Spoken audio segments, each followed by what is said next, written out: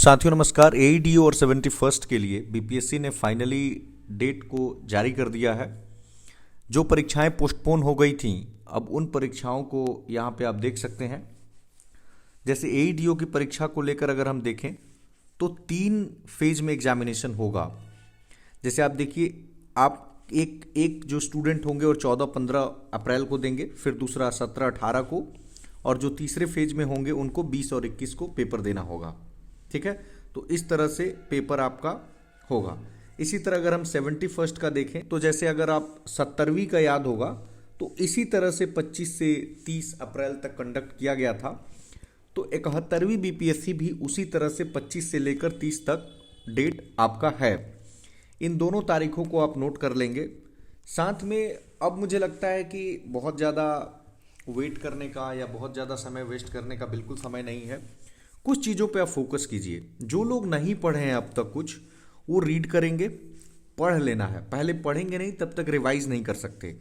एक बार जब आपने पढ़ लिया तो रिवाइज रिवाइज एंड रिवाइज 3 बार आपको रिवाइज करना है।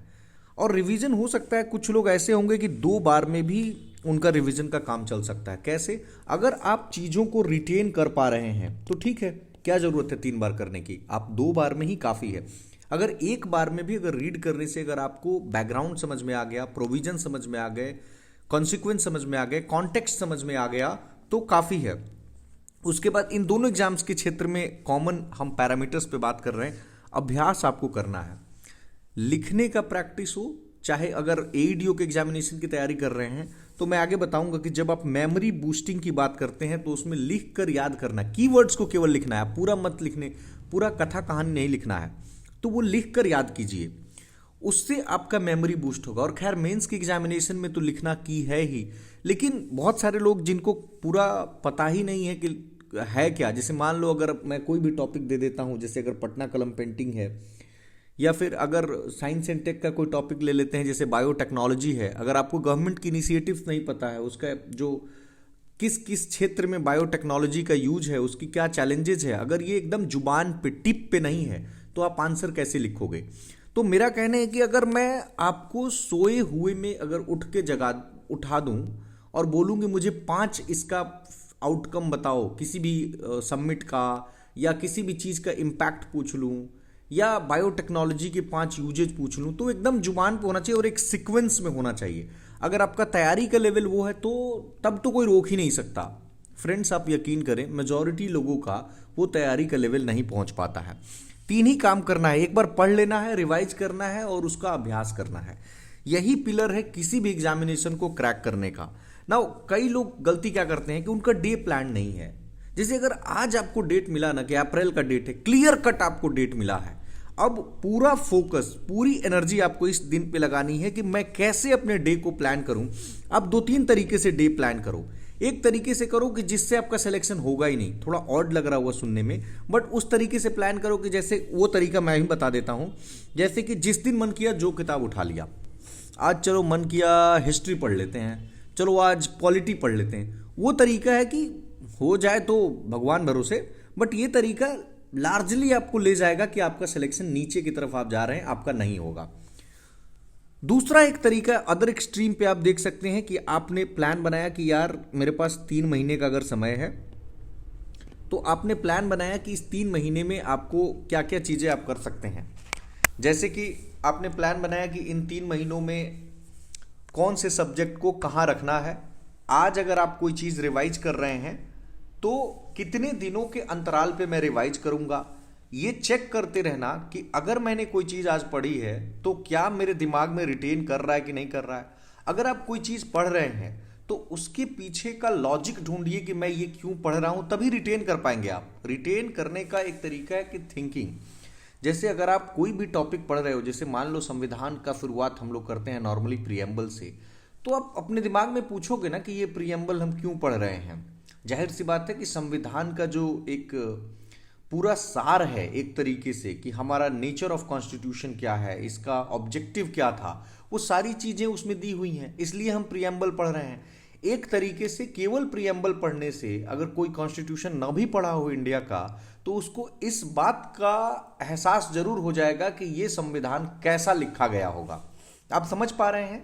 तो इसी तरह से अगर जैसे इंडिया का रिवर्स है या बिहार का रिवर सिस्टम आप पढ़ते हैं तो आपको बिहार में कौन सी नदी कहाँ बहती है, किधर से निकलती है, कहाँ जाकर गिरती है, लंबाई कितनी है, उसकी ट्रिब्यूटरी कौन सी है, क्या आगे चलकर डिस्ट्रीब्यूटरी को फॉर्म करती है, कौन सी नदी डेल्टा बनाती है, इन सारे एस्पेक्ट्स पे किस नदी पे कौन सा जो है प्रोजेक्ट चल रहा है, इन सारी चीज़ों को आप देखते हैं। इसको विजुअलाइज कीजिए। जैसे अधिकतर आप देखेंगे नदियां जो हैं वो नॉर्थ में दिखेंगी, लेकिन बहुत सारी नदियां आपको साउथ बिहार में भी दिखेंगी। तो कहने का अर्थ है कि आप नॉर्थ और साउथ और बीच में गंगा को विजुअलाइज करके और वेस्ट टू ईस्ट और फिर साउथ में भी वेस्ट टू ईस्ट अगर विजुअलाइज करते हैं तो आपको चीज़ें बहुत अच्छे तरीके से याद हो जाएंगी। तो मेरा यहाँ कहने का अर्थ ये था कि आप अपने डे को प्लान करें, फिर वीक को प्लान करें और मंथ को प्लान करें। हो सकता है प्लानिंग एक दो दिन गड़बड़ होगा, फिर रीप्लान करें, दोबारा से प्लान करें, कहाँ गलती हो रही है उसको देखिए। अन्य कार्य को वेटिंग मोड पे, मुझे लगता है कि अगर आपकी प्रायोरिटी बिल्कुल क्लियर होनी चाहिए कि आप आज से 10 साल बाद 5 साल बाद किस काम को करना चाहते हैं। अगर आप ये क्लियर हैं कि हाँ मुझे ये सर्विस चाहिए, तो फिर अन्य काम को, जो काम बाद में किया जा सकता है, अप्रैल के बाद किया जा सकता है, उनको बिल्कुल बिना किसी हेजिटेशन के उनको टालिए। वो अपना समय उसमें व्यर्थ मत कीजिए। याद रखने का तरीका है सोचने का। मैंने बताया ना कि सोचिए प्रियम्बल क्यों आया, कैसे आया, कब आया, डिस्कशन कीजिए। आपका कोई दोस्त हो सकता है, लाइक माइंडेड फ्रेंड्स को ढूंढिए जिनका इंटरेस्ट हो। ऐसा नहीं कि अगर आप 50 के लेवल पे खेल रहे हैं, 50% के लेवल पे, तो वो 10% के लेवल पे नहीं होना चाहिए, 40 से 60 के लेवल पे वो भी होना चाहिए, ऊपर का चलेगा। अब फिर पूछोगे कि जिसका 90 होगा वो फिर 50 वाले क्यों लेगा। मेरा कहने का आप तात्पर्य समझ रहे हो कि जोन बनाओ, जितना ऊपर का जो खेल रहा है अच्छी तैयारी के साथ जो है आप उसके साथ एक फ्रेंडशिप करें। और या अगर अच्छी तैयारी नहीं भी है तो उनसे करें जो अच्छा तैयारी करने के मूड में है। ये नहीं कि कल से देखते हैं, अगर कल से देखते हैं वाला एटीट्यूड है तो वो कभी नहीं होगा। अगर आज आपने डिसाइड किया कि मुझे करना है और आज आपने चैप्टर खोलकर पढ़ना शुरू कर दिया और मार्क कर लिया कि मैंने 4 पेज या 6 पेजेज आज खत्म कर लिया और कल 10 पेज खत्म करना है, आप बिल्कुल सही ट्रैक पे हो। और अगर आप सोच रहे हो कि आज केवल प्लान बनाऊंगा, कल से पढ़ूंगा, तो फिर हो सकता है कि कहीं ना कहीं आप फिर कल भी प्लान ही बनाओ, परसों भी प्लान ही बनाओ। थोड़ा सा आज प्लान बना लो कि जैसे आज मैं ये शुरू करता हूं, फिर मैं देखता हूं क्या दिक्कत आती है, कहीं प्लानिंग में कोई गड़बड़ तो नहीं हो रही है। क्योंकि अगर 2 दिन प्लान बनाने में लगाओगे तो हो सकता है फिर से प्लान बनाना पड़ जाए अगर एग्जीक्यूशन में कोई दिक्कत आती है तो। बफर जोन हमेशा रखिए, कई बार बीमार पड़ जाते हैं, कई बार कोई बहुत ही इंपॉर्टेंट टास्क आ जाएगा जिसको आप नहीं अवॉइड कर सकते हैं, तो उसके लिए भी थोड़ा टाइम रखिए ताकि जब वो डेडलाइन आपका पूरा नहीं हो तो आपको फ्रस्ट्रेशन जैसी कोई स्थिति फील ना हो। और आगे क्या कर सकते हैं, देखो कई सारे लोग होते हैं जो अक्सर मेरे से बात होती है तो वो लोग कहते हैं कि मैंने इतना समय वेस्ट कर दिया है, क्या मैं रेस में हूँ 71st बीपीएससी मेंस के लिए, बहुत सारे लोग पहले से तैयार कर रहे हैं, क्या मैं तैयारी अभी से कर सकता हूँ। देखो टीचर के पास ना आपका वो सीट जाता है और इस सीट में आपने क्या लिखा है उसको फर्क नहीं पड़ता है कि आप 10 साल से तैयारी कर रहे हैं या 20 साल से तैयारी कर रहे हैं या 2 महीने से तैयारी कर रहे हैं। अगर जो क्वेश्चन का डिमांड है और अगर उस डिमांड को आपने पूरा किया है, ठीक है, तो टीचर को फर्क नहीं पड़ता है कि आप कितने समय से थे, उसको क्या पता है। इंटरव्यू तो है नहीं, जैसे अगर 70वीं बीपीएससी का इंटरव्यू है तो एक होता है कि इंटरव्यू में अगर कोई गया है तो समझ में आता है कि सामने सामने पर्सनालिटी है, गैप ईयर है, जस्टिफाई कैसे करे, एक थोड़ा सा दिमाग में आएगा। यहां तो ये इशू है ही नहीं। तो आज आप बेहतर क्या कर सकते हैं, पीछे को भूल जाइए। अभी आज से 5 साल 2 साल 3 साल बाद आपको रियलाइज होगा कि मैंने कितनी बड़ी गलती की थी। तो ये मत कीजिए जैसे आपको अभी रियलाइज हो रहा होगा कि आज से 2 साल पहले आपने क्या गलती की थी, 1 साल पहले क्या गलती की थी।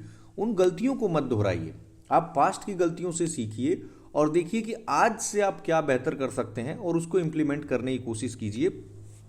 टोटल जो बात बताने का सार यही है कि अपने आप को डिसिप्लिन रखिए, प्लान कर लीजिए, उनको एग्जीक्यूट करना है, मेहनत करना है, अलग अलग तरीकों से रिवाइज करना है, चाहे वो थिंकिंग हो, डिस्कशन हो या लिख कर हो, और रीड करना है, रिवाइज करना है और प्रैक्टिस करना है। ये टोटल जो बातें हैं ये सार है और डेट आपके सामने है।